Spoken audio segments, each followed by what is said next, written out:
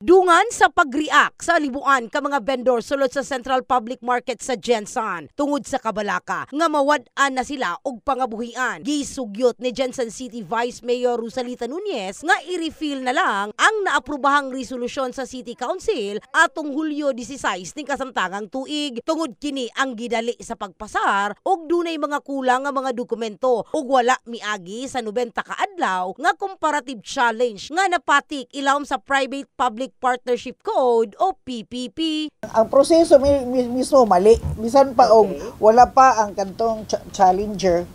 The process in itself is wrong.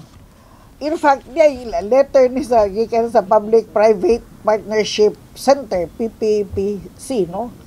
You read sa address to me, the Vice Mayor, ingon siya, while we note that the LGU Jensen has forwarded the unsolicited proposal to the local sanggunian, nag-forward sa MOA, we highlight the need to submit the complete documentary requirements to the local sanggunian board.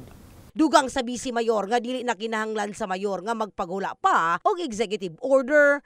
Sipyat si Mayor, di ba na kinahang executive order? Sila mag-file og amendment. Kung gusto sila, mag-file sila sa sanggunian og amendment or what, yan ang repeal o usa ba? Ilang yun, pero di lang madala executive order. Apan sa bahin ni Konsehal Richard Atindido. Well, actually, depende sa kung saan sa o kabalo kung sa may mong move kung repeal o dealer. Pero para sa ako, dili kinahanglan i-repeal. Nakapamanta sa review stage kung unsa to ang gusto sa mga tao, isulod na to dito sa